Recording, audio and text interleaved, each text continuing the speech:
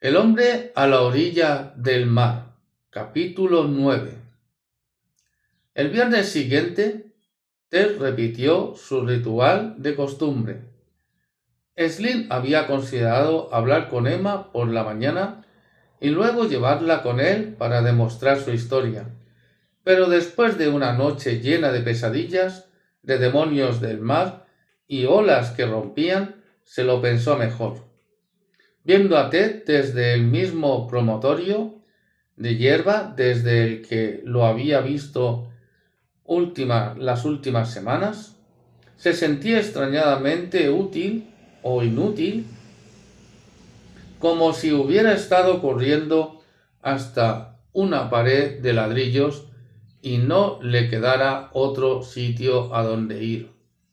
Tras volver a bajar a la playa después de que Ted se fuera, dio una patada a los restos rosas desgastados de una pala de plástico y decidió que ya era el momento de profundizar más.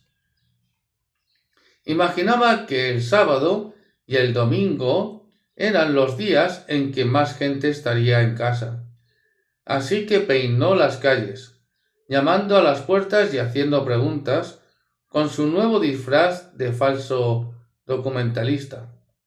Poca gente le prestó atención y cuando entró en uno de los 3 pubs de Carwell para reunir lo que había recabado hasta entonces, dudó que de todos modos estuviera en un estado como para avanzar mucho. Iba tambaleándose por la última calle del límite del norte del pueblo cuando sonó brevemente una sirena para avisar de que había un coche de policía detrás de él. Slim se detuvo y se dio la vuelta, apoyándose en una farola para recuperar el control. Un agente de policía bajó la ventanilla e indicó con la mano a Slim que subiera. Con poco más de 50 años, el hombre sacaba 10 a Slim, pero parecía en forma y saludable. El tipo de hombres que toma muesli y zumo de naranja para desayunar y sale a correr a la hora de comer. Slim recordó con cariño los días en que había visto en el espejo un hombre así que le miraba, pero habían pasado un par de años desde que había tirado y roto el único espejo de su piso y nunca se dedicó a pensar en la mala suerte que había generado. «Policía», sonrió. «¿Qué está pasando? Llevo hoy 3 llamadas, el doble de la media semanal». «¿Qué casa está pensando robar?». Slim suspiró. «Supongo que sí.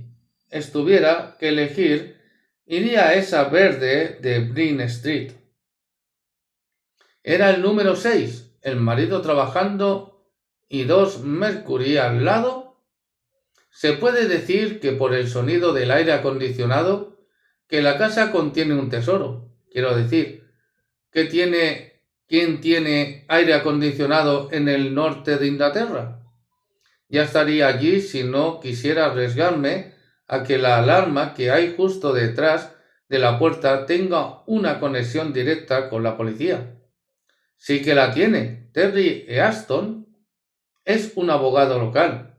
Sanguijuelas. Tiene razón, así que déjeme adivinar, señor. John Slim, pero llámame John Hardy, pero llámame Slim. Todo el mundo lo hace. ¿Slim? No preguntes, una larga historia. Sería lo normal. Así que, Mr. Hardy, adivinó que no está realmente interesado en mitos y leyendas locales. ¿Quién es usted? ¿Un policía camuflado en Scotland Yard? Ya me gustaría. Inteligencia militar. Despedido. Ataqué a un hombre que en realidad no se estaba tirando a mi mujer. Cumplí mi condena. Salí una serie de habilidades previas y un problema con la bebida esperando a desarrollarse. Y ahora, investigador privado. Trabajo sobre todo en los alrededores de Manchester. El hambre me ha traído tan al norte. Palmeó su barriga. Que no le engañe, solo es cerveza y agua. Como si no estuviera seguro dónde se encontraba Slim entre la verdad y el humor. El hombre intentó una sonrisa. Bueno, Mr. Hardy, mi nombre es Arthur Davis. Soy el inspector jefe de nuestra pequeña policía local aquí en Caldwell. Aunque el tamaño de nuestra fuerza apenas se merece el título. Creo que usted trató de contactarme acerca de un caso abierto. Joanna Broadwell. ¿Habitualmente responde así a las llamadas? Arthur se rió con una voz de barítono que hizo que Slim le zumbaran los oídos. Volvía a casa, aunque voy a ser atento con usted. ¿Quiere contarme ahora de qué va todo esto? Ben Orland es un viejo amigo y esa es la única razón por la que me permitió considerar siquiera hablar con usted. Hay casos abiertos y luego está el caso de Joanna Broadwell.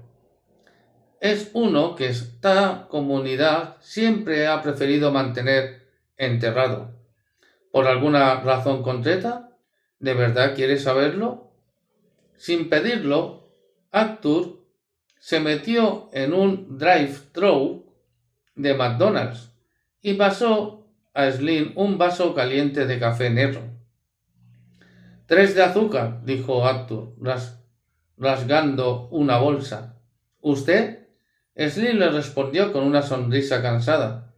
Echaría un chorrito de Barrels si lo tuviera a mano, dijo, pero me lo tomaré tal cual. Fuerte funciona mejor. Arthur se detuvo en una plaza de estacionamiento libre y apagó el motor. A la luz de la farola más cercana, la cara del jefe de policía era como la superficie de la luna, una serie de caracteres oscuros. Le voy a decir directamente que debería dejar tranquilo el caso, dijo Arthur, sorbiendo su café y mirando directamente delante a las vías que le separaban de una rotonda de una circunvalación. El caso de Joanna Broadwell acabó con uno de los mejores policías que ha tenido Caldwell, Mick Temple. Fue mi primer mentor. Llevó ese caso, pero se retiró inmediatamente después. Con solo 53 años, se ahorcó un año más tarde. Slim frunció el ceño. ¿Todo por una joven muerta en la playa? Usted es militar, dijo Arthur.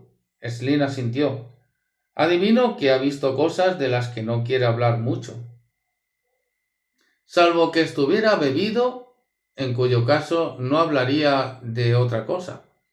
Slim miró los faros de los automóviles que pasaban por la circunvalación. Una explosión, murmuró. Un par de botas y un sombrero tirado en tierra.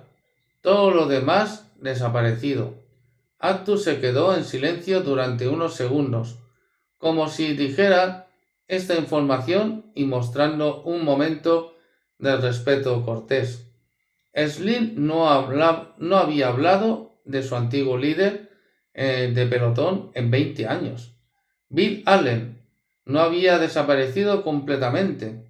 Por supuesto, encontraron sus restos después. Mick siempre decía que ella volvería, dijo Arthur. La encontraron tendida en la zona alta de la playa, como si la hubiera llevado una gran ola. Usted ha estado en Trammell Cove, supongo. Estaba 30 metros por encima de la línea de marea de la primavera. No hay forma de que Joanna hubiera llegado hasta allí si la hubiera arrastrado alguien, o que se hubiera arrastrado ella misma hasta allí. Arthur levantó una mano como si quisiera quitarse la idea de su cabeza. El informe oficial decía que los dos paseantes de perros que la encontraron debieron moverla para alejarla de la marea, pero ambos eran residentes locales. Tendrían que saber que la marea estaba bajando. ¿Pero estaba muerta? Lo suficiente. Informe forense y todo eso. Oficialmente se ahogó, la llevaron a la morgue y luego la enterraron. ¿Y eso es todo? ¿Ninguna investigación? No teníamos nada, ninguna indicación de que fuera otra cosa que un accidente. Sin testigos, nada circunstancial. Fue un accidente. Eso fue todo. Slim sonrió. ¿Por qué lo llamó entonces un caso abierto? Eso equivale a una investigación de asesinato sin resolver, ¿no? Arthur tamboleó con los dedos sobre el salpicadero. Me ha pillado. Todos lo han olvidado, salvo los pocos que recordamos a Mick. ¿Qué más sabe? Arthur se giró, mirando a la cara a Slim. Creo que ya le he contado bastante. ¿Qué tal si usted me dice qué está haciendo al peinar las calles de Cardwell en busca de información? Slim pensó en contar una mentira al jefe de policía. Después de todo, se abría un melón y la policía se veía implicada. Probablemente no iba a cobrar. Al final dijo: tengo un cliente que está obsesionado con Joanna. Estoy tratando de averiguar por qué. ¿Qué tipo de obsesión? Bueno, una oculta. ¿Es usted uno de esos cazafantasmas chalados? No lo era hasta que hace 1 o 2 semanas. Arthur gruñó. Bueno, este debería ser un lugar para empezar. ¿Ha oído hablar de Becca Lees? Slim frunció el ceño, repasando en su memoria. El hombre había aparecido en algún sitio. La segunda víctima, dijo Arthur, 5 años después de la primera, 1992. Hubo una tercera, en 2000, pero ya llegaremos a eso. Debería anotar esto. En la penumbra, el gesto de Arthur podría haber sido de asentamiento o de indiferencia. No voy a hablar con usted ahora mismo, dijo. Ya lo descubrirá.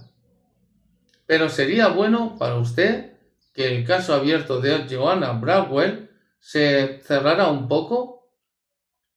Mi era un buen amigo, dijo Arthur. Slim tuvo la impresión de que había terminado. ¿Qué tiene para mí? Becca Lees tenía 9 años, continuó Arthur. La encontraron en los charcos de la playa del lado sur con la marea baja. ¿Ahogada? Dijo Slim, recordando que había leído la historia Muerte accidental. Ni una señal sobre ella, añadió Arthur. Yo iba en el primer coche que llegó al lugar. ¿Yo? Slim oyó un sonido similar a un sollozo contenido. Yo la di la vuelta. He oído muchas cosas acerca de esas resacas marinas, dijo Slim. Era octubre, dijo Arthur, aproximadamente esta época del año. Una semana de vacaciones, pero había habido una tormenta y la playa estaba cubierta de desechos. La pequeña Becca, según su madre, había ido a recoger madera para un trabajo de arte en la escuela. Slim suspiró. Recuerdo haber hecho una vez lo mismo y decidió darse un baño rápido y fue arrastrada. Su madre la dejó camino de Cardwell. Volvió 1 hora después para recogerla y ya era demasiado tarde. ¿Cree que la asesinaron? Arthur golpeó el salpicadero con una ferocidad que hizo que Slim se estremeciera. ¡Mierda! Sé que la asesinaron, pero ¿qué podría hacer? ¿No asesinas a alguien en una playa si no hay ya baja mar? ¿Sabe por qué? Slin sacudió la cabeza. ¿Dejas rastros? ¿Ha tratado alguna vez de eliminar rastros dejados en la arena? Imposible. Pero solo había uno. Eso era todo. Hacia el borde del agua. Había un pequeño espacio en el que la marea había bajado. La niña había sido arrastrada por el agua y arrojada sobre las rocas, quedando abandonada cuando el agua se retiró. Parece un ahogamiento. Se acercó demasiado, la absorbió y la arrastró por la playa. Eso parece, salvo que Becca Liz no sabía nadar. Ni siquiera le gustaba la playa. No llevaba ningún bañador. Cuando llegamos había un zigzagueo en la arena donde estaba recogiendo cosas. Luego, desde aproximadamente la mitad del camino hasta la marca de bajamar hay una única línea recta hasta el borde del agua, que acababa con dos marcas en la arena, mirando al mar. ¿Qué le sugiere esto? Slin dejó escapar un profundo suspiro. ¡Oh! ¿Qué? ¡Oh, bien! Una niña a la que no le gusta el agua sintió una urgencia repentina para andar directamente a la orilla, o vio algo que trajo su atención. Arthur asintió. ¿Algo que salía del agua? Slin pensó en la figura que había pensado haber visto junto a la orilla. ¿Había visto Becca Liz algo similar? ¿Algo que le habría impulsado a dejar de recoger madera y dirigirse directamente al borde del agua? ¿Algo que la trajo a su muerte? ¿Hay algo más?, dijo Arthur. El forense lo apreció, pero no bastaba para negar una muerte accidental. Los músculos detrás de los hombros y el cuello mostraban una rigidez antinatural, como si hubieran tensado inmediatamente después de su muerte. ¿Qué pudo haber pasado? Hablé con el forense y se lo conté al superintendente como justificación para prolongar la investigación, pero no había más evidencias.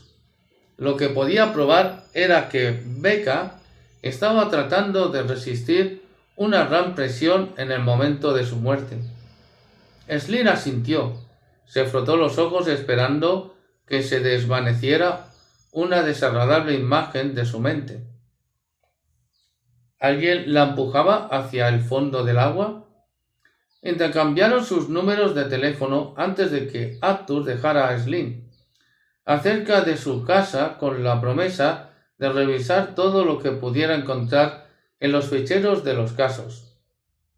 Había más que contar, pero con una mujer y una cena esperándolo tendría que aplazarse para otro momento.